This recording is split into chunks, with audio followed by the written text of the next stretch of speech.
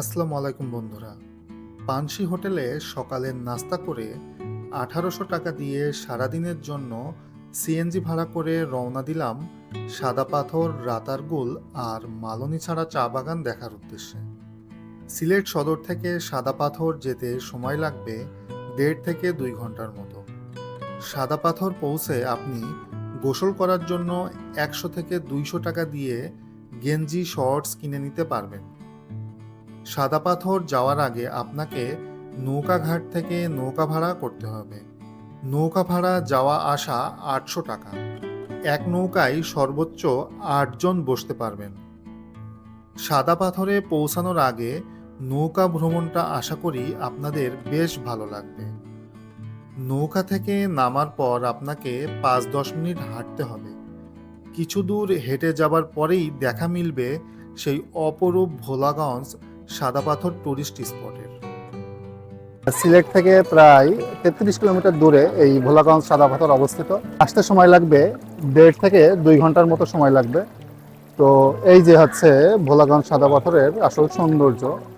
এই যে পানি বয়ে চলেছে আর এই যে চারিদিকে সিলেটের খাসিয়া জৈন্তা পাহাড়। তো এখানে আসলে মন অবশ্যই ভালো হয়ে যাবে। অসাধারণ জায়গা। আজকে রবিবার, তারপরেও প্রচুর ভিড়, অনেক মানুষের আগমন ঘটেছে। আর শীতকালের পানি প্রচন্ড ঠান্ডা, তারপরেও ভালো লাগতেছে অনেক। এত সুন্দর পরিষ্কার পানি, স্বচ্ছ পানি যে আপনার এই যে পুরো পাথর দেখা যাচ্ছে নিচে, এবং পাথর নিয়ে আপনি খেলা করতে পারবেন। মনে হচ্ছে পাথরের চাদর বিছানো। আসলে এই যে এই সাদা পাথর এই এরিয়াটা আমাদের, কিন্তু ওই যে পেছনে যে পাহাড়গুলা, এইগুলা সব হচ্ছে ভারতের মেঘালয়ের পাহাড়। তো পাহাড়গুলাও যদি আমাদের হতো তাহলে খুবই ভালো হতো। ওই পাহাড়ে দূরে আপনি দেখতে পাচ্ছেন কিনা, এই ঠিক এই বরাবর ওইখানে হচ্ছে খাসিয়ারা থাকে।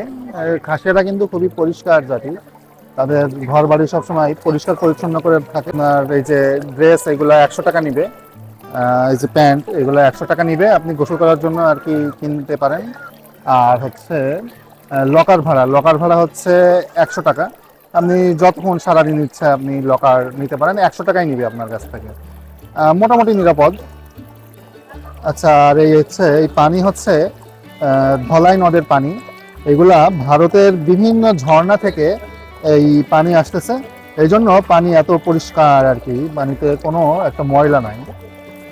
আচ্ছা, আপনারা ওই যে যেখানে পানির বয়ে চলেছে ওইখান থেকে আপনারা এই সাদা পাথরের এইদিকে চলে আসবেন। এইদিকে হাঁটতে আপনাদের খালি পায়ে কষ্ট হবে, কিন্তু তারপরেও এখানে আসলে সুন্দর সুন্দর ছবি তুলতে পারবেন। আর স্যান্ডেল পায়ে দিয়ে না আসতে বলবো, যদিও খালি পায়ে আসলে একটু কষ্ট হয়। আর স্যান্ডেল পরে আসলে কি হবে, ওই মানে বালি কিসকিস করবে স্যান্ডেল পরলে। আর ওই যে মসজিদটার পর থেকেই আর কি ইন্ডিয়া শুরু, আর ওই মসজিদের আগ পর্যন্ত আর কি যেতে পারবেন। আর ওই যে ওই দিক থেকে শুরু করে এই পুরা জাস্ট মনে হচ্ছে সাদা পাথরের চাদর কেউ বিছিয়ে দিয়েছে। আর এখন বিকাল 5টা বাজে, সূর্য প্রায় ডুবি ডুবি। শীতকালে আসলে 5:30টার মধ্যেই মোটামুটি অন্ধকার হয়ে আসে। তো আর কি অসাধারণ সুন্দর একটা প্লেস। আচ্ছা, আপনারা হাঁটার সময় এই একটু বড় বড় পাথরের উপর পা দিবেন, হ্যাঁ, তাহলে পায়ে আর কি লাগবে না।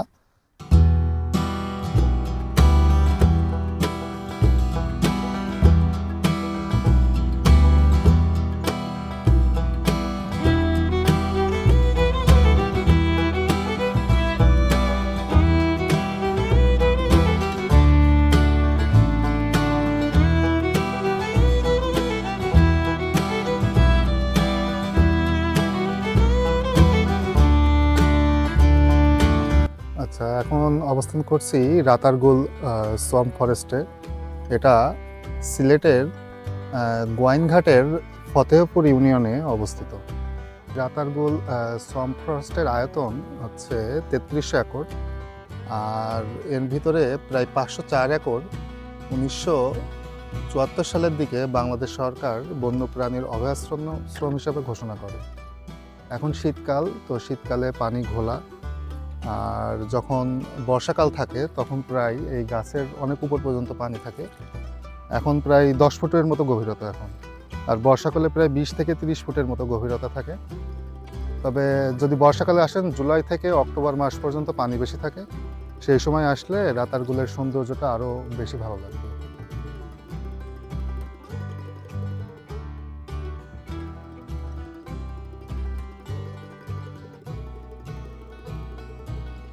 এই রাতারগুল জলাবনটি একটি মিঠা পানির জলাবন। এটি বাংলাদেশের সবচেয়ে বড় মিঠা পানির জলাবন। এটি ছাড়াও বাংলাদেশে আরও 2-3টি মিঠা পানির জলাবন রয়েছে। তবে পৃথিবীতে টোটাল মিঠা পানির জলাবন আছে হচ্ছে 22টি। তো এই 22টির ভিতরে এই রাতারগুল মিঠা পানির জলাবনটি অন্যতম। এখানে বিভিন্ন প্রকার মাছও পাওয়া যায়। এই রাতারগুল জলাবনের যতই ভিতরে ঢুকবেন, এর সৌন্দর্য ততই বৃদ্ধি পাবে। এই জলাবনে প্রায় 25 প্রজাতির উদ্ভিদ আছে, তবে বেশিরভাগই করচ, বরুণ, অর্জুন এই ধরনের গাছ আছে। অনেকে এই জায়গাটিকে সিলেটের সুন্দরবনও বলে থাকে। এগুলা কি গাছ? করচ গাছ, অনেকটা বট গাছের মতন নিচে আর কি। কোন ধরনের মানে আপনার সাথে কোনো বিয়াদবি বা যে কোনো লোকের সাথে বিয়াদবি করলে তারই সমস্যা হবে। ও আর জীবনে নৌকা চালিয়ে যাবে না, বিয়াদবি করবো, বিয়াদবি কেন করবো? ওই জায়গায় বাইরে হোক আর যে কোনো ঘরের মানুষ হোক, হ্যাঁ। এই জায়গায় ঘুরতে আসলে সে মেহমান, ওদেরকে আনন্দ দিয়ে ওনাদেরকে ভালোভাবে দেখাইয়া আচ্ছা, দায়িত্ব। আপনারা কোন জায়গায় থেকে আসছেন মামা? আমরা ঢাকা থেকে আসছি। আপনারা আবার আসবেন মামা জুন জুলাই? হ্যাঁ, জুন জুলাই পানি থাকে। বর্ষাকালে এই পুরা জায়গাটাতে পানিতে ভর্তি থাকে এই করচ গাছ। আর এখন সব ফাঁকা, সবাই এই ফাঁকা জায়গায় এসে ছবি তোলে এই করচ গাছের সাথে।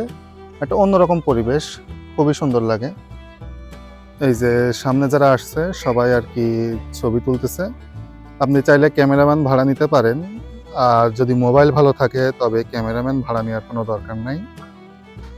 আর এই যে এই সামনের যে জলাবনগুলোতে এখানেই নৌকা থামে শীতকালের দিকে। আর আসার পরে একটু ভেতরের দিকে ঢুকে পড়বেন, তাহলে নিরিবিলি, একটু মানুষ থাকবে না, তাহলে ছবি আরো সুন্দর করে তুলতে পারবেন। আচ্ছা, এই যে এই মিঠা পানির জলাবনটিতে উদ্ভিদের দুটো স্তর দেখা যায়। একটা হচ্ছে এই যে এটা ঘন পাটি পাতার মতো, আর বাকি এই যে এই করচ গাছগুলা, এইগুলা আপনার 15 মিটার পর্যন্ত আর কি লম্বা হয়ে থাকে। আর এখানে আসলে প্রথমে প্রাকৃতিকভাবে 25 প্রজাতির উদ্ভিদ পাওয়া যেত, তবে বাংলাদেশের বন বিভাগ আর কি আরও বিভিন্ন প্রজাতির গাছ লাগিয়েছে। তো এখন টোটাল 73 প্রজাতির উদ্ভিদের এখানে সন্ধান পাওয়া যায়। আর মানে বন বিভাগ যে গাছগুলো লাগিয়েছে সেগুলো হলো বেত, কদম, হিজল, মুর্তা সহ নানা জাতের গাছ। এই রাতারগুল জলাবন এত সুন্দর একটা জায়গা, এখানে আসে আপনি মুগ্ধ না হয়ে পারবেন না। অন্যরকম পরিবেশ, আসলে এটা বাংলাদেশের অন্য কোথাও এরকম পরিবেশ আসলে দেখা যায় না সচরাচর। অসাধারণ সুন্দর একটি জায়গা। এই যে এই জায়গাটা দেখেন, বর্ষাকালে এই উপর পর্যন্ত প্রায় পানি থাকে। তাহলে দেখেন এই পুরা জায়গাটা এই পানিতে ডুবে থাকে, ভাবা যায়? তাহলে বর্ষাকালে আসলে আসলে এখানকার যে সৌন্দর্যটা পাবেন সেটা আসলে এখন পাবেন না। তবে শীতকালেও খারাপ লাগে না। এই যে আপনি এখন বনের ভিতর দিয়ে হেঁটে চলতে পারবেন, একটা অন্যরকম ফিল হবে। পানিতে ডুবে থাকলে তো আর আপনি এই জিনিসগুলো দেখতে পারতেন না। আর এই বনের যত ভিতরে ঢুকবেন ততই আর কি দেখেন আরো ঘন। যত ভিতরে ঢুকছি তত ঘন লাগতেছে আরো। এই যে এদিকে আসলে এখন কারোর দেখা পাচ্ছি না। এই যে চারিদিকে বন।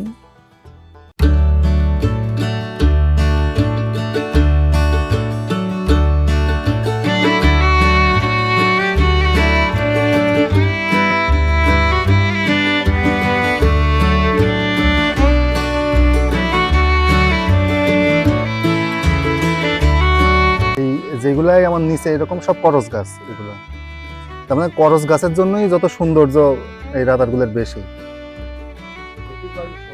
আচ্ছা, এমনি কি সাপ টাপ থাকে? দেখা যায়। ও। আর অনেক সময় শুনেছি যে গুই সাপ ওই যে থাকে, গুই সাপ নাই। আর এমনি কোনো প্রাণী থাকে দেখা যায়? আচ্ছা আচ্ছা, বেজি বেজি শিয়াল আর কি। আচ্ছা, মেসোবাগ আছে। হ্যাঁ হ্যাঁ, কিন্তু আমরা তো এখন হচ্ছে কোনো বানর দেখলাম না। তার মানে নর্মালি বানর ছাড়া তেমন কিছু দেখা যায় না, শিয়াল দেখা যায়। রাতারগুল ঘোরা মোটামুটি শেষ। আচ্ছা, এই যে এইগুলা রাতা গাছ, এইগুলার জন্যই এটাকে রাতারগুল বলা হয়। অনেক বৈচিত্র্য আছে এই রাতারগুলে। আশা করি কেউ এসে আর কি হতাশ হবেন না। তবে আমি সাজেস্ট করব জুলাই থেকে অক্টোবর মাসের দিকে আসার জন্য। তখন আর কি বেস্ট একটা ভিউ পাবেন। শীতকালে আসলে আর একটা এই যে পানিটা খুব অপরিষ্কার। আর যখন হচ্ছে বর্ষাকাল হবে তখন পানির উচ্চতাও বাড়বে আর পানি সবুজ থাকবে অনেক। আচ্ছা, এবার আপনাদের বলি, এই যে নৌকা ভাড়া, রাতারগুলের নৌকা ভাড়া হচ্ছে এক একটা নৌকা ভাড়া হচ্ছে 750 টাকা করে। তার সাথে আরও এক্সট্রা 120 টাকা যোগ হবে, টোটাল 870 টাকা। তবে 850 টাকায় আর কি আপনি পুরো নৌকা একটা পেয়ে যাবেন। আর ঘোরাবে মেবি 1 ঘন্টার মতো আপনি ঘুরতে পারবেন। 1 ঘন্টার বেশি, যদি 1.5 ঘন্টা ঘোরেন তাও পারবেন।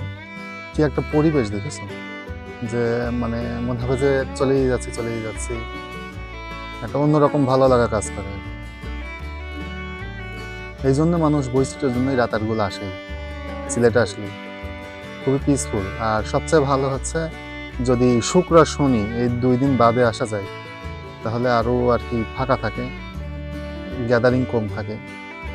এই যে দেখো, এতক্ষণ ঘুরলাম, এখন আবার শেষ, মনে হচ্ছে আবার যাই। আপনারা কি জানেন বাংলাদেশের সিলেটেই রয়েছে উপমহাদেশের প্রথম এবং সবচেয়ে বড় চা বাগান। সিলেট শহর থেকে অটোরিকশা বা সিএনজি দিয়ে মাত্র 15 থেকে 20 মিনিটে আপনি এই মালনীছড়া চা বাগানে আসতে পারবেন। ওয়ালাইকুম আসসালাম। আচ্ছা, যাওয়ার সময় দিয়ে যাবেন। এই মালনীছড়া চা বাগানে ঢুকেই আপনি মুগ্ধ হয়ে যাবেন। চা বাগানের সবুজ পাহাড়ি ঢালুতে ছড়িয়ে থাকা চা গাছের সারি, পাখির কিচিরমিচির আর নির্মল বাতাসে আপনার মন ভরে যাবে। এখন অবস্থান করছি মালনীছড়া চা বাগানে। এই মালনীছড়া চা বাগান সিলেট জেলায় অবস্থিত। এটি শুধু বাংলাদেশের না, তথা উপমহাদেশের সবচেয়ে বড় ও বৃহত্তম চা বাগান। 1854 সালে লর্ড হাডসন প্রায় 1500 একর জমির উপরে এই চা বাগানটি প্রতিষ্ঠা করেন। আপনারা সিলেট আসলে অবশ্যই এই চা বাগানে ঘুরতে আসবেন। চা বাগানটি অনেক বড় আর অত্যন্ত সুন্দর। তো চা বাগানের ভিতর দিকে ঢুকবেন, তাহলে মানুষজন কম পাবেন এবং সুন্দর সুন্দর ছবি তুলতে পারবেন। আর চা বাগানের সামনের অংশে একটু বেশিরভাগ মানুষ থাকে, এই জন্য হয়তো বা আপনি যখন ছবি তুলবেন আপনার সাথে অন্য মানুষ উঠে যেতে পারে আর কি। এই চা বাগানটির আয়তন প্রায় 1500 একর। আপনারা চা বাগানের একটু টিলার উপর দিকে দাঁড়িয়ে ছবি তুলবেন, তাহলে চা বাগানটাও সুন্দর আসবে আর ছবিও দেখতে বেশ সুন্দর লাগবে। শ্রীমঙ্গলকে চায়ের দেশ বলা হলেও এই সিলেটের মালনীছড়া চা বাগান থেকেই আর কি চা চাষের গোড়াপত্তন।